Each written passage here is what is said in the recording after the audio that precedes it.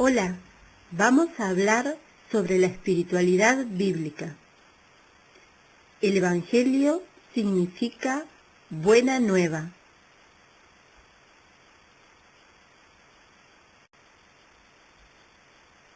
Para comprenderlo necesitamos emplear los 5 pasos de la Lectio Divina: lectura, meditación, oración, contemplación y acción. Vamos a ver el texto del Evangelio según San Lucas en capítulo 10, versículos del 25 al 37.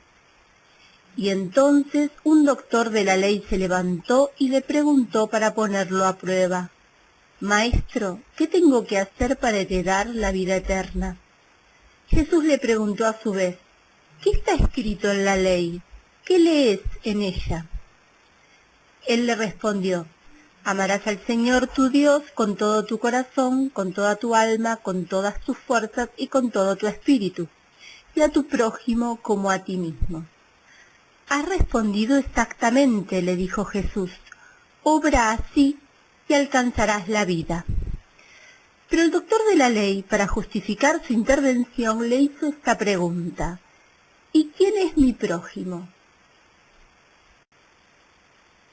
Jesús volvió a tomar la palabra y le respondió: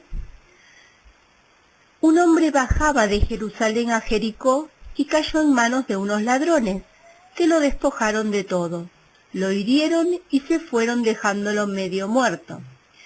Casualmente bajaba por el mismo camino un sacerdote, lo vio y siguió de largo. También pasó por allí un levita, lo vio y siguió su camino. Pero un samaritano que viajaba por allí, al pasar junto a él, lo vio y se conmovió. Entonces se acercó y vendó sus heridas, cubriéndolas con aceite y vino. Después lo puso sobre su propia montura, lo condujo a un albergue y se encargó de cuidarlo.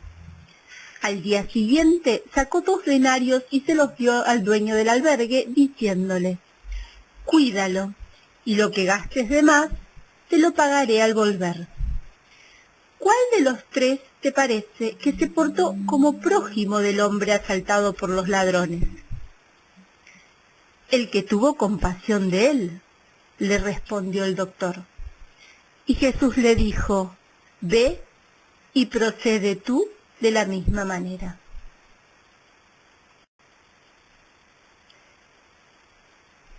Para comprender mejor este texto, vamos a usar la guía práctica de la Lectio Divina y vamos a ver en principio 3 pasos, los más importantes, que son la lectura, que significa qué es lo que dice el texto, y para eso es necesario leerlo 2 o 3 veces, para entender y ir descubriendo los elementos más significativos. También algunas claves que nos ayudan son las palabras que se repiten, las acciones de los personajes y la ubicación en el contexto histórico. En el segundo paso, la meditación, ¿qué nos dice el texto? En este paso buscamos actualizarlo y traerlo a nuestra vida y a nuestra realidad. Nos puede ayudar a preguntarnos qué semejanzas hay entre las situaciones que plantea el texto bíblico y mi situación de vida. Qué buena noticia tiene este texto para mí y para mi comunidad. En el tercer paso, la oración, ¿qué le decimos a Dios? Dios nos habló a través de la lectura y la meditación. Ahora es el momento de responderle. Para dirigirnos a Él podemos tomar palabras de los personajes que aparecieron en el texto o buscar un salmo apropiado para expresar nuestra oración de perdón, de súplica, alabanza o acción de gracias.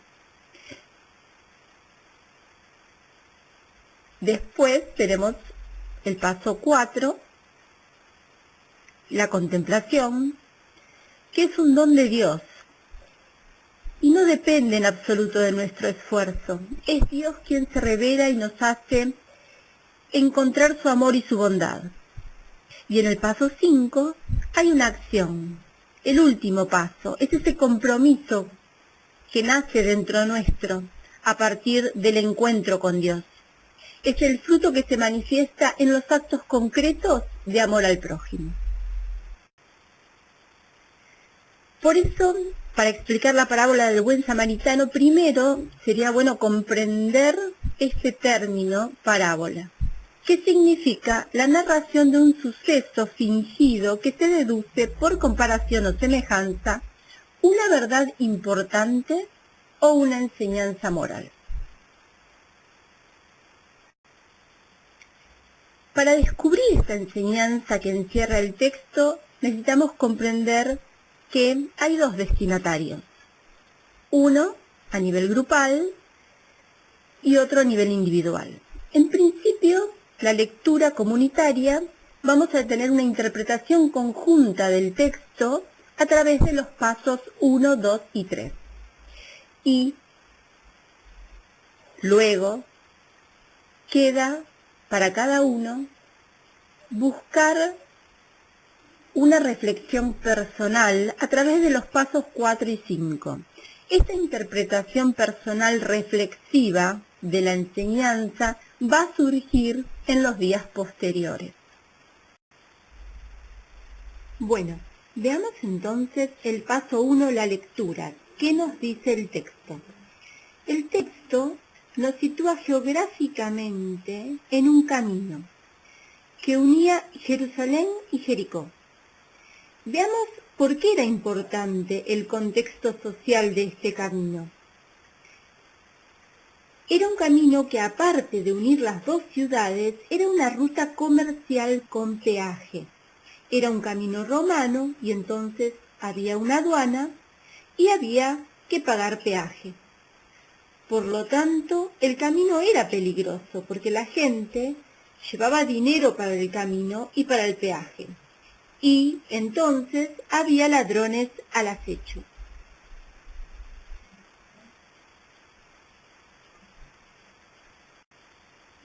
Los personajes que encontramos es la persona asaltada por los ladrones, que está herido y abandonado, un sacerdote que lo ve, sigue de largo, un levita que lo ve y sigue de largo, un samaritano que viajaba por allí, que pasó junto a él, lo vio y se conmovió, y un posadero.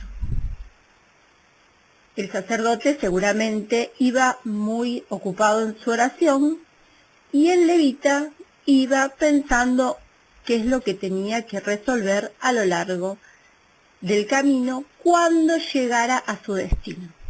El samaritano es el único que se encuentra realmente con la persona herida. En un momento, en un aquí y ahora, se le presenta esa realidad que lo conmueve y por ello realiza las acciones que luego veremos. Para comprender el texto es importante entender que el Antiguo Testamento se establece la Shema, ¿sí?, que es el credo de los judíos, donde ellos recitan este texto: escucha Israel, el Señor nuestro Dios es el único Señor, amarás al Señor tu Dios con todo tu corazón, con toda tu alma y con todas tus fuerzas. Graba en tu corazón estas palabras que yo te dicto hoy. Este texto, que está en Deuteronomio capítulo 6, versículo del 4 al 9,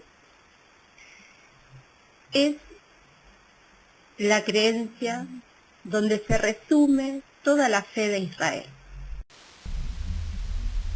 También en el Antiguo Testamento, en el Levítico capítulo 19, versículo 18, dice: no serás vengativo con tus compatriotas, ni les guardarás rencor.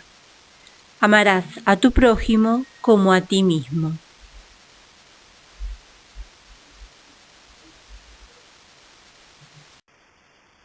Pero cuando aparece Jesús, esta situación todo el conocimiento del Antiguo Testamento, Jesús, ante la ley, la Torá más específicamente, como la conoce el pueblo judío, Jesús la cuestiona, en algunos casos la legitima y en otros casos también la cambia.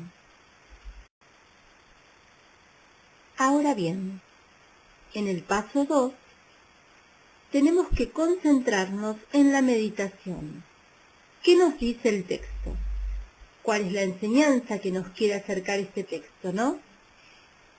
Y en este texto del Evangelio, Jesucristo nos viene a mostrar la ley del amor. De eso se trata el Evangelio de la Buena Noticia.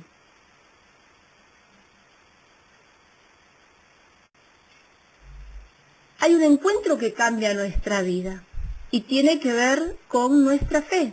Amarás al Señor tu Dios con todo tu corazón, con toda tu alma, con todas tus fuerzas y con todo tu espíritu. Y a tu prójimo como a ti mismo.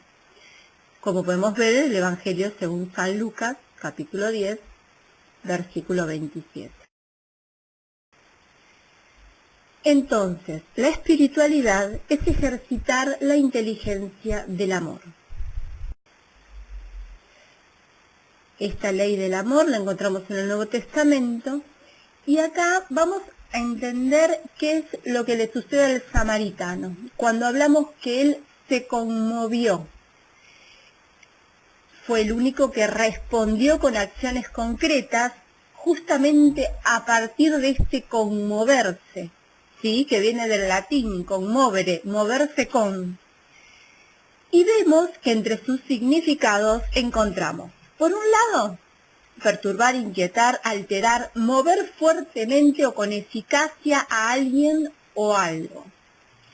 Y en su segunda acepción, enternecer, o sea, mover a ternura. Esto es lo que significa conmoverse. Esto es lo que le sucede al samaritano. Que tiene mucho que ver este término con el término compasión.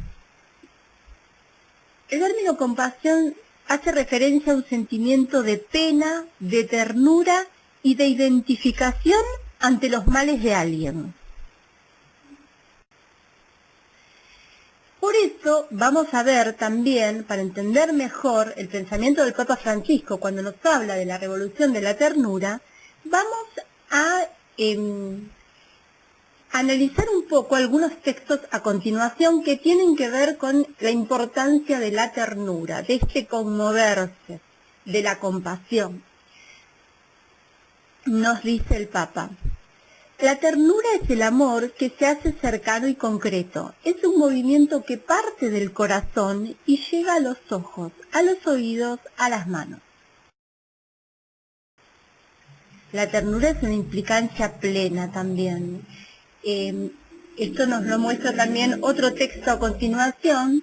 La ternura es usar los ojos para ver al otro, usar los oídos para escucharlo, para sentir el grito de los pequeños, de los pobres, del que teme el futuro.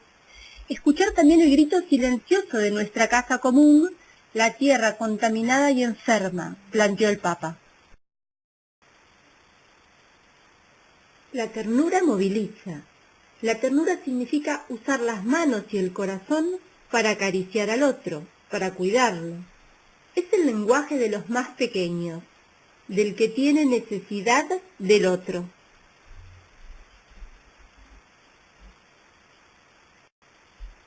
El verdadero poder es el servicio. Sí, la ternura es el camino que han recorrido los hombres y mujeres más corajudos y fuertes. No es debilidad la ternura, sino fortaleza. Es el camino de la solidaridad, la vía de la humildad. Permítanme decirlo claramente, cuanto más poderoso se es, cuanto más impacto sobre la gente tienen tus acciones, tanto más estás llamado a ser humilde, porque de otro modo el poder te arruina y arruina a los otros. Este encuentro cambia nuestra vida y debemos reflexionar al respecto. ¿Quién es tu prójimo? ¿Sé lo que necesita? ¿Me ocupo de ayudarlo? ¿Soy compasivo o compasiva?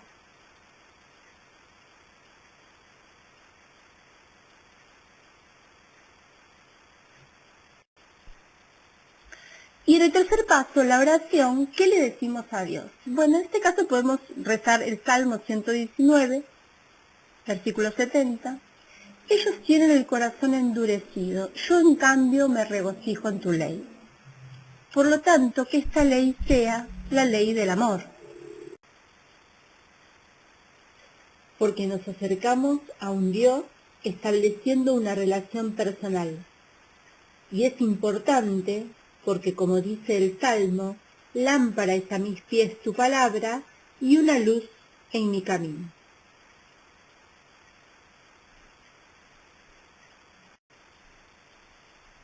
Hay que estar atentos para completar estos pasos en forma personal.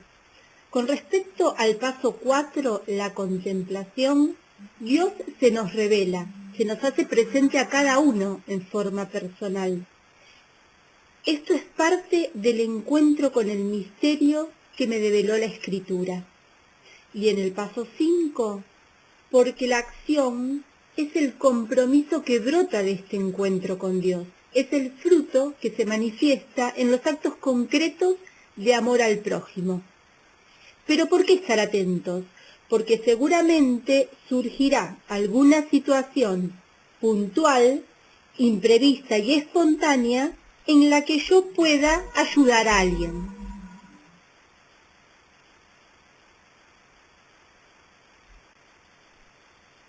Y eso ha sido la importancia de esta charla. Espero que te haya gustado. Un saludo.